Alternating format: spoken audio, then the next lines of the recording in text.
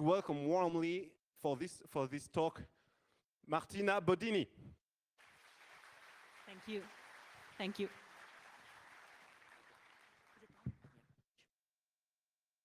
Hi, hi everyone. Thank you for being here.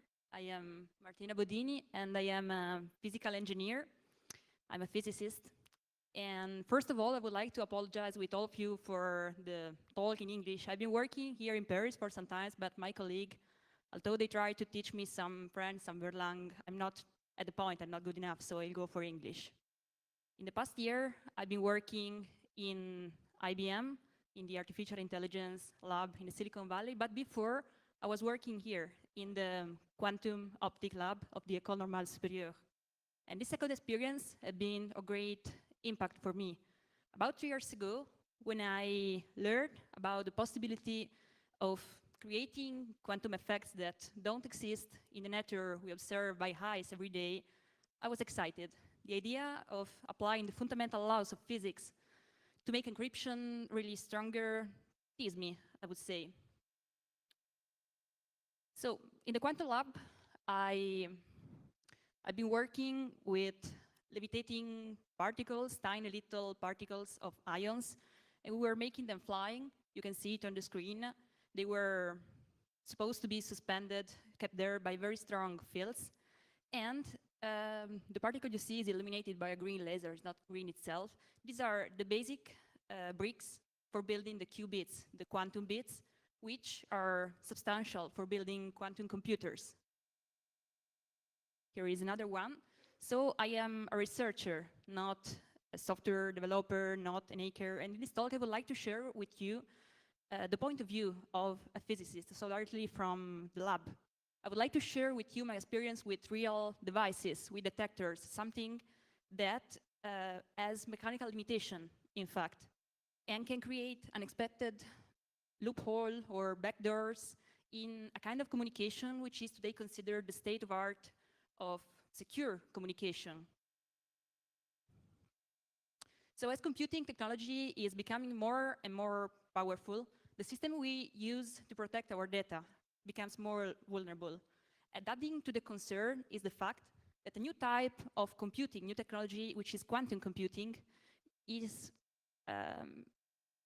which leverages with the microscopic properties of nature, is going to deliver unimaginable computational power. It's going to be huge. It's going to be very huge, almost unimaginable. And it's so powerful that we'll be able to crack many of the encryption systems that we use today. So is this situation hopeless? Should we get ready for an apocalypse of data? I say not yet, because quantum computing is still in labs and would take some years to be ready for real applications. But what's more interesting is that there are going to be major breakthroughs in the field of encryption. And for me, this is a particularly exciting moment in the history of communication. Today, a selected group of companies, of labs, including mine, are developing, maturing this technology for practical application. And that's sort of right. We are going to fight quantum with quantum. But how does this whole work? Let's say you want to exchange a very confidential information. The basic concept, you know, is the fact that you encrypt it, you exchange it through a line, and you have also to sort of make a call, open another line to pass the key. So the message is passed, the key is passed, the document gets unscrambled, and voila, the message is passed. But most security systems rely on very secure method for key exchange. The fact is that the increase of computational power is putting everything at risk. And the more the computational power increases, the more we have to develop bigger and bigger code, larger and larger codes. And when quantum computer will arrive by the next 10, 15 years, then cracking the complex mathematics that is behind is going to be even more rapid. So quantum computing is going to turn what now is a castle of security in a mere house of cards. And we should start thinking about it, start how to protect our castle. And for this, I would like to bring the discussion further, but before, I would like to dive a bit into the microscopic world, so a bit into some quantum computing principles to make a step further. So, quantum. What does the word quantum stands for, first of all? It is related to quantity. it is simply the smallest unit of quantity that you can count. So if you use Lego blocks as an example, if you zoom into all the matter around us, you will find out that it is constituted by very small, tiny particles. And just like Lego blocks comes to different color, different sizes, all these little blocks, if put together, combine in different way, form the matter around us. They are atoms. So atoms, how big are them? If we take the smallest grain of sand in this room, it contains more atoms than grain of sand on Earth. It's a huge number. It's like more atoms than grain of sand on the whole planet. And this is quantum physics. It describes the way microscopic particles behaves and the way they interact with light. But it's even more slivery than that, because they are strangely behaving. They have, someone say, sort of superpower. Here starts the 5-minute journey in quantum mechanics. So the first special things that happen is the fact that these atoms have the ability of existing in 2 different states at the same time. You can imagine it like being here, listening to this talk, and meanwhile being outside, enjoying a beer or something in a bar. And you can even make it more easier to visualize, just like a flipping coin. This coin is flipping, spinning, spinning, spinning, and you cannot tell if it's tail or head until you stop it. So in a weird way, we can say that this coin is contemporarily head and tails and head and tails. And when we stop it, we can measure it. But the fact is that for measuring it, we have to interact. So up to now, 2 very important principles. The first one, the fact that atoms, particles, subatomic particles can exist in 2 states contemporarily at the same time. And you won't know the particle state until you measure it. Second thing, the mere act of measuring affect the result. And it's sort of crazy. Third thing, imagine to throw a rock inside a lake. This will create ripples, waves. And light, which is a type of electromagnetic radiation that is visible to eye, somehow behaves like a wave. It is described like a liquid-like substance floating around. So it moves, oscillating periodically, and you have ever tried to pick a cup of coffee, water, and being late, so trying to run, you know that it's a very hard challenge of always spilling. And that's the fact with light. It behaves exactly the same way. And I would like it to show you here the behavior, but they didn't agree. So third things, light behaves as a wave, but this does not describe the whole thing. It does not cover the whole possible cases that you can imagine. So you can either model the light like a wave or like a flow, a stream of particles, very little tiny particles, which we call photons. Or basically, you can model the wave, the light as a wave and a stream of particles contemporarily at the same time. This is how quantum physics work. But how does this whole applies to encryption, to communication? The fact is that digital keys are created to secure a basic code, and the basic code and the key are transmitted through the internet, which makes them somehow more accessible. So by exploiting some vulnerabilities, you can arrive to gain the information. With quantum key distribution system, this does not happen because it relies on some intrinsic principle which making gain information without big notice, without leaving trace, impossible. And quantum key distribution system relies on generating a random key that is transmitted separately on another channel, completely independent, which is not through internet. It is transmitted to fiber optics, quantum lanes. And the idea is that the information is encoded into photons, which are polarized, like and take certain polarization and direction. They contain bits. So a completely random key can be sent containing an information can just the receiver can read. And while the message, the classical message can be somehow retrieved, yet leaving no trace, this cannot happen with quantum communication. So what here classical Bob and Alice are going to do is to distribute this key through the quantum channel to establish a common sequence. We will see how this can be intrinsically secure, but also how from the physicist point of view, from the lab, having your hand into the detector, you can find some defect, some inefficiency that can lead to open some doors. So this is it. Let's really start. So Bob received the streams of photons sent by Alice, and each photons encode a single bit of information because it has been polarized in a direction or in another at the generator before at the source. The basic idea is that the random secret key is here transmitted, each photon brings a bit of information, and the polarization created at the generator and measured from Bob is measured with respect to a reference to a ground which is sort of direction in which you measure it, and they, Bob and Alice, choose the ground when they respectively create and measure the bit. But the location of the ground is completely arbitrary, so they don't know the ground, the reference that you're using at the same time.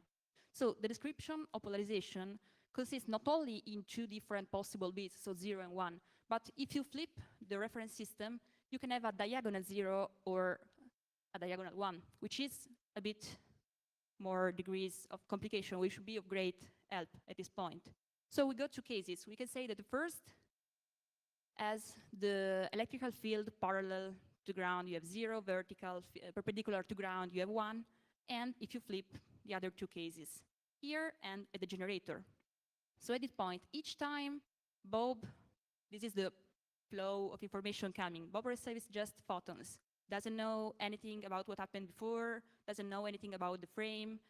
He just reads the incoming photon state, and he has to choose arbitrarily a frame to measure this flow, this bit, this information. So each time he chooses the reference, he makes the measurements, read the polarization of the photon accordingly, and depending on the frame he chooses, he can read the bit either with a frame or another.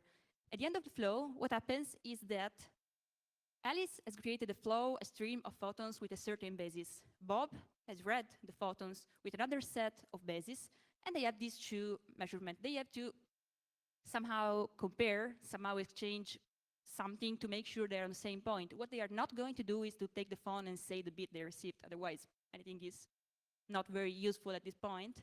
But when the measurement is concluded, Alice and Bob have the list of reference frame that they have used and the list of results they've got. They communicate the list of frames. So these crosses and dot, which stands for vertical, horizontal, or diagonal. And they have, on a huge number of photons, 50% of probability to have used the same reference frame. If they did so, in this case, for sure they have the same number. So what they do is to compare the list, and when they see that the reference frame they used is different, they discard it, and they remain with this, which is something that they only share, they only know, and this is the secret key. But what about if someone tries to listen to this communication? What about there is someone in between trying to read the photons before they arrive? This can happen, someone can try, but quantum key exchange is secured by math, by physics, not by math. So remember the state in which quantum particles were superposed. Now, photons are quantum particles, so every time you look at them, you modify them. In particular, the listener in between, the hacker, the cracker, has to choose a base randomly, just like Bob is doing. He doesn't know what is happening in Alice photon generator. So every time he chooses a basis, he has 50% probability of choosing the right one, 50% of choosing the wrong one. If the base is the right one, he's lucky. Everything is all right. But if the base is the wrong one, he's going to change the direction of the polarization. So he's going to make something which affects the photon, and Bob is for sure going to measure something which is wrong. So at this point, 50% probability of making an error here. Another 50% here. What turns out is that Bob, in the end, has almost 20%, 25% of right photons. But how to know this? without communicating the bit. Of course, with Alice, he can exchange the frames again and get rid of all these situations in which the reference frame is different. Now, at this point, since the number of photons they exchange is really huge, they can take just a little subset, which is for a trial, to prove the communication, the fact that it's secure. It compares, and they see that something has been changed. At this point, they know that this has been changed just because there was something disturbing the communication in between. So they will know that someone detected these numbers. And what they do is just throwing everything away. They know that the key is not secure, so they are not going to communicate this message. They are not going to use the classical channel. They are not going to use the key, and the information is maintained secure. And you can build really a word around this, but this is the basic principle. So this kind of communication is secured not by maths, but by the law of physics. And quantum key distribution systems are the state of art for secure communication. That's what's written on paper. But as I said in introduction, this is the point of view of a physicist. I'm not developing algorithm to crack anything. And as a physicist, I tell you the theory is ideally perfect, beautiful when it is expressed on paper. In the real world, when it collides with not idealities, in general, there are some little uncertainties that must be taken into account. And normally, they don't have big consequences, but when they do, something huge can be created. Here is, again, the lab with the detectors we were working with. I would like to show you it once more. We were making these bits levitating, and the information encoded in bits is transmitted from a place to the other with optical fibers, with cables, with something which is physical, has a length. So when the information reaches the destination, it must be read with detectors. And there are many, they must work together. They must be synchronized. This is very crucial. So while detecting particle signal, we will see how these little discrepancies between detectors which are real, you cannot build two detectors which are exactly the same, can build to some discrepancies, and the way in which the instruments are connected, the way in which the instruments work, can bring to surprisingly consequences. So in the ideal world, detectors are identical. In the lab, they are not.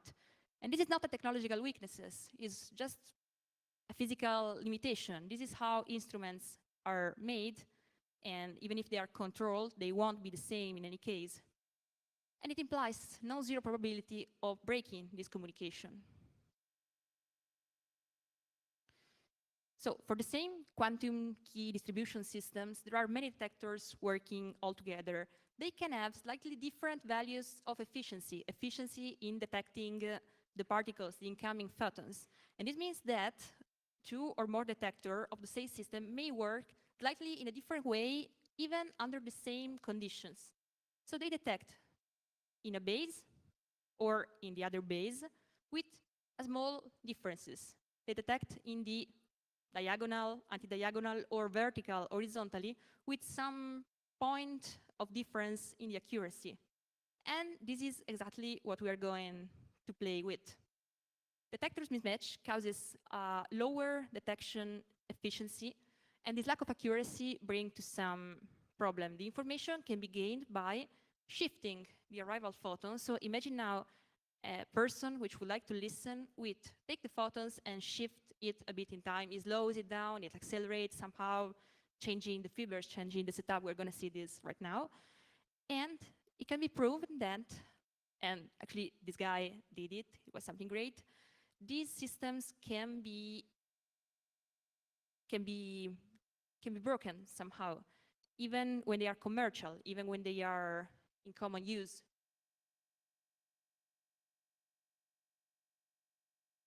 Okay. So owing to different responses of the two detectors and other imperfections in electronics that may happen, the time-dependent efficiency of these two detectors that detect either in one base or in the other can be modified because of some noises, some light that is around, the detectors are open only when you know that the photon is arrived. There is this window in time in which they open, they can measure, and there are two, one for a base and one for the other. They are synchronized. This is what is happening in Bob detector. And normally, even if these two windows are synchronized, they are not exactly the same. But this, for a normal communication, doesn't really matter, because there is a common point, there is a common window in which the photons arrive, and if it is in a base or in the other, if it is either 0 or 1, can be detected. This ensures that the small detector efficiency mismatch will not affect the measurement normally during normal operation.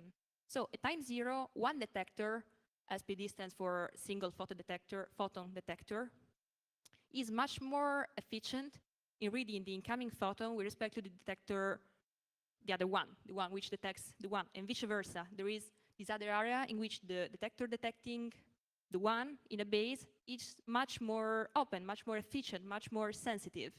And this is enough for creating a space in which a photon can be read better than the other one. So the detection window may most likely remain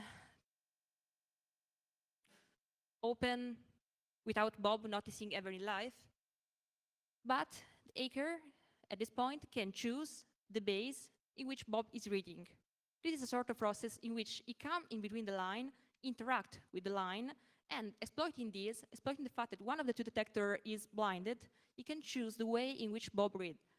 And choosing this way, he can know what is going on in his measurement. So before we say that the hacker cannot read the state of the transmitted photons, but he may exploit this detector inefficiency, we are going to see how now, by using a version of the so-called fake state attack.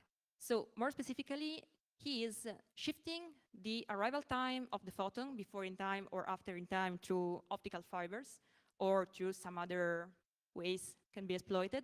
And it's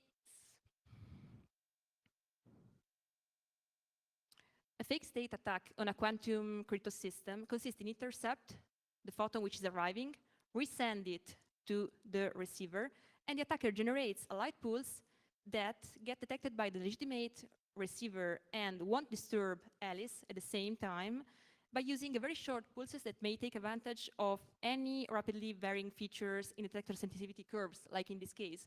But let's take an ideal case as an example. So an extreme situation in which there is a space, there is a time in which both the detector, one in a case and the other one in the other case, really are completely blinded to a photon which is arriving. So to explain attack, let's consider this ideal, easier case.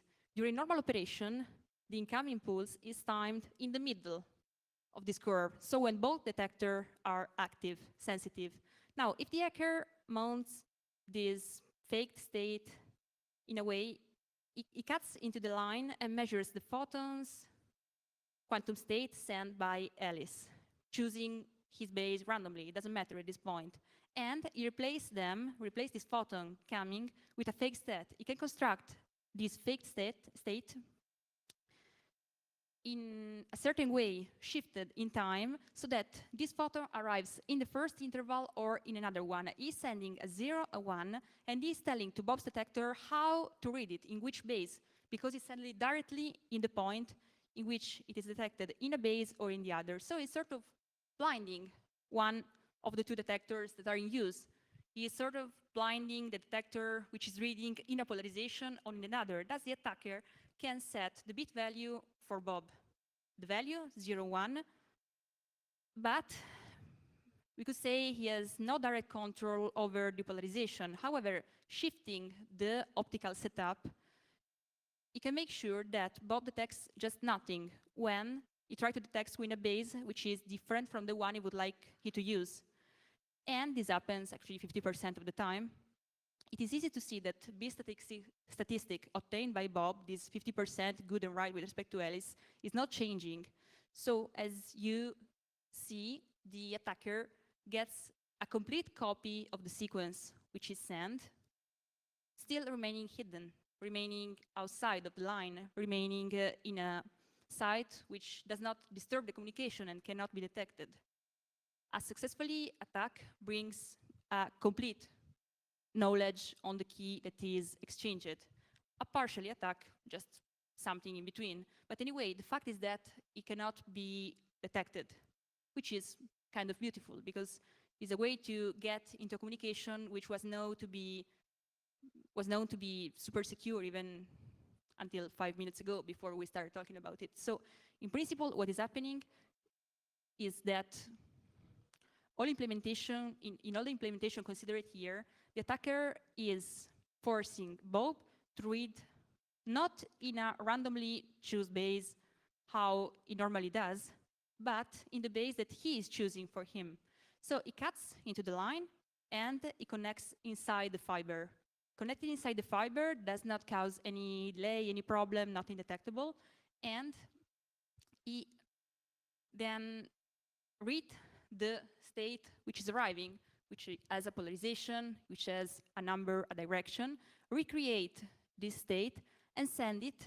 While sending it, you shift it in a way that it arrives exactly on the detector it would like to read, to use.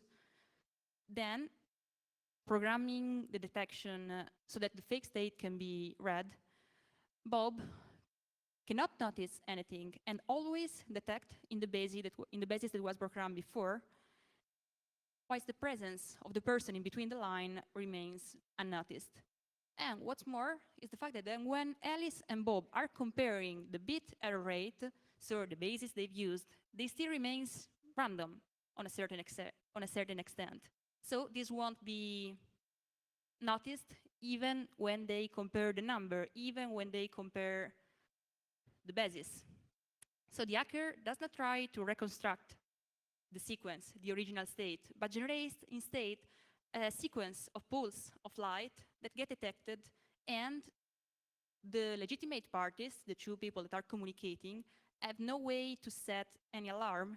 The fact is that the defense, a possible way to avoid this, which is not actually taken into account when detectors go to the commercial market, is that there should be a constant check of these two windows, a constant detection of this alignment.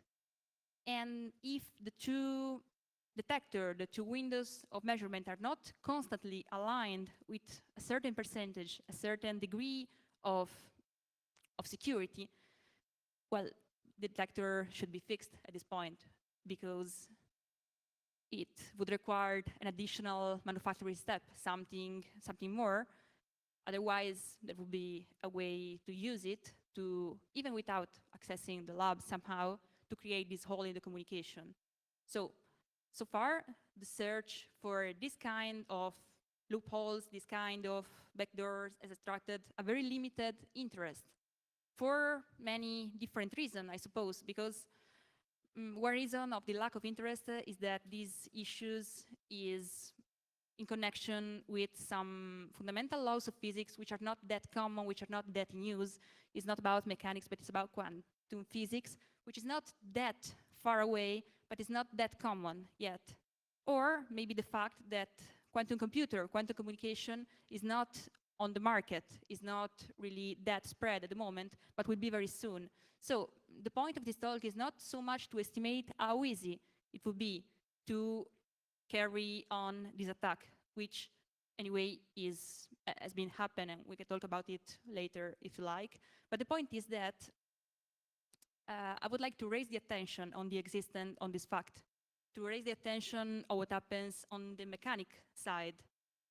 And I hope you appreciated the very brief part on the quantum physics law.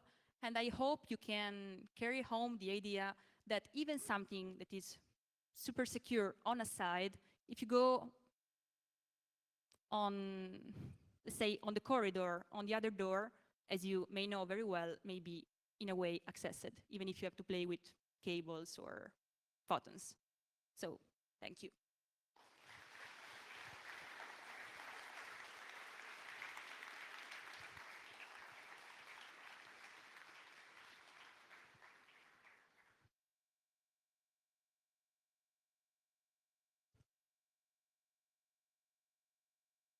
Okay.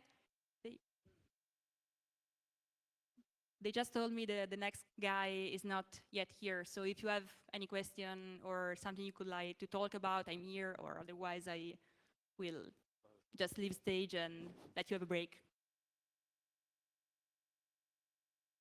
Think we're going for the break then. Oh, here he is. Okay, so thank you very much. Any question? Oh, yes. On top.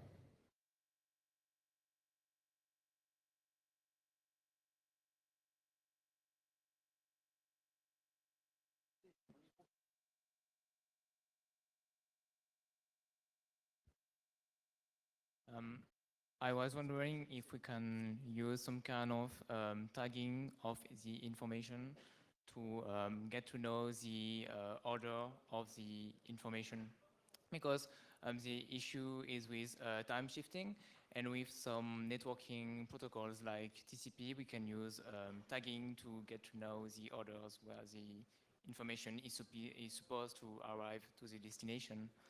So my question is, can we use some physical properties of photons to like use some tagging to the photons, so Bob can know when a photon is supposed to arrive? Sorry, I'm very apologize, but I haven't heard you and the question. Could you repeat? Yeah, sure.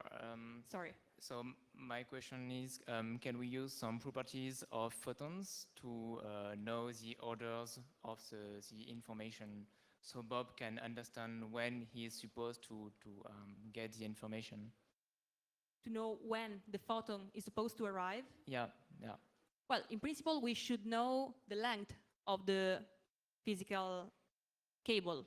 We should know the length, but the fact is that this connection not always happen by optical fiber. They sometimes happen in places which are even 60 miles away, and we do know the arrival time, but we don't take into account actually the shift, which is about picoseconds. We normally have some windows which are about some nanoseconds, and they are very enough to let the photon arrives in.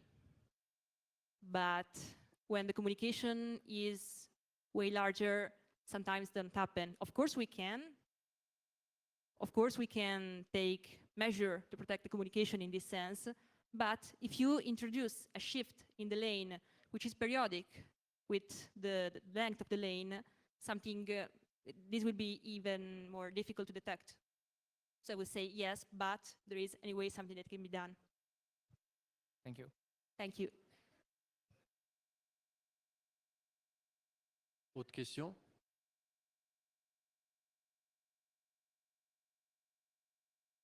Il me semblait qu'il y avait plusieurs questions là, ici. Voilà, exact. Hello. Hi.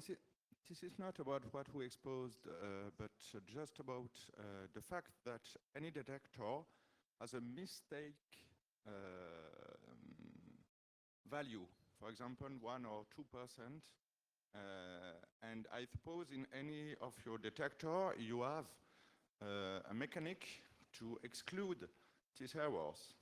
Is there the way to exploit this level of errors that is rejected to capture a part of the exchange key and exploit it? So, sorry, but it's very difficult to hear from here. I'm sorry. You're saying that there is a mechanical features in the mechanics that we are using that is doing what and to do what? Sorry. I do not know. I'm not specialist on quantum. Okay, no, go for it. I'm just not hearing you well. But in physics, every detector has a mistake level, 1% or 2%, and you have to calculate the level of errors of every measure you make.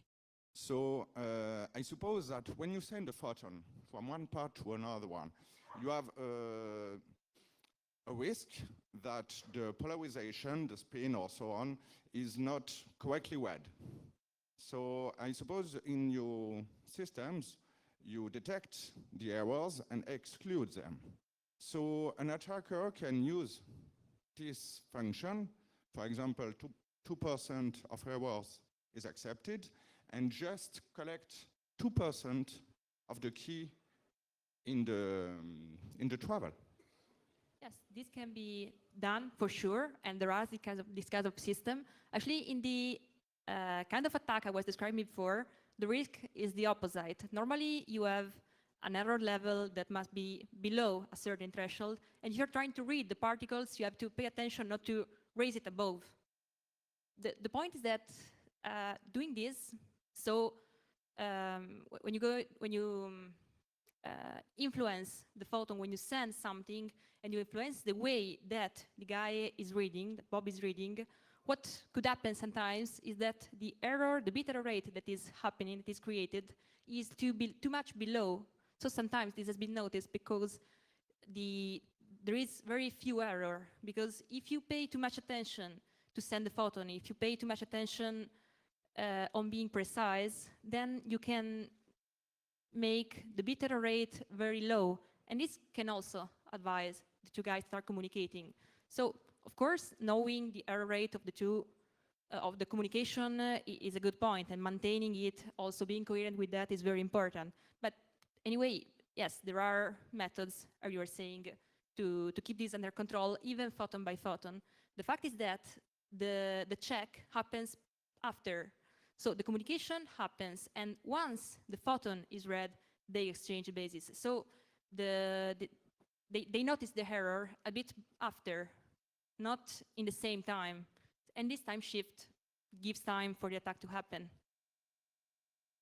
if I have answered. Thank you. On a encore le temps pour une question. Est-ce qu'il reste une question dans l'assistance? Oui, ici. Ici, au rang de premier étage.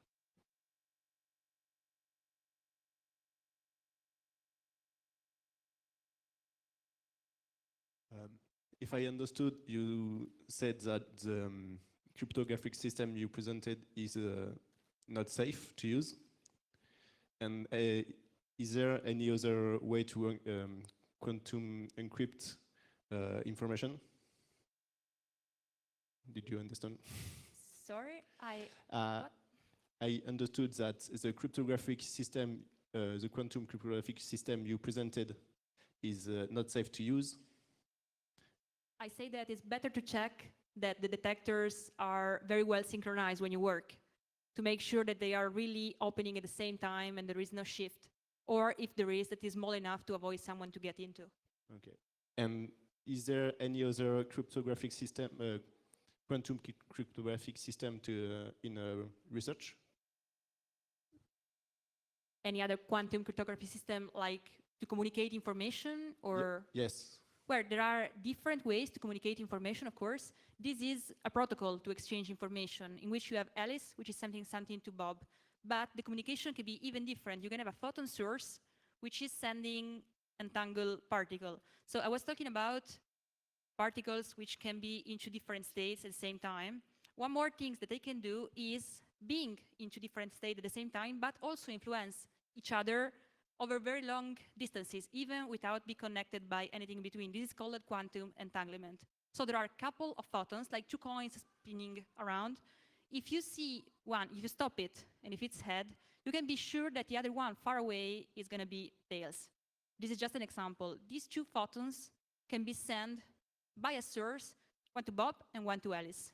The fact is that if someone in between tries to read one of the two photons, then he's going to affect the other one. And this is sort of similar communication, but based on a different quantum protocol, a bit more secure, but restructuring what I just explained before can be anyway forced in the same way, so creating a shift in the optical setup. So yes, there are many others ways to transmit, to encrypt information with quantum systems. I think we should discuss about it later, or I think if you want 1 minute on the topic, it's fine. Okay, thank you. So the communication happens, in the same way.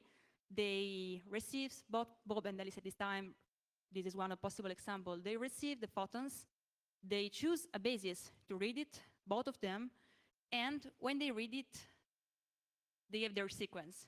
And at this point, it happens just like before. They compare the sequence, they throw out the cases in which the frame they use to read is different, and they again have the code. So this is another protocol. Before we had Alice sending something to Bob, 2 players.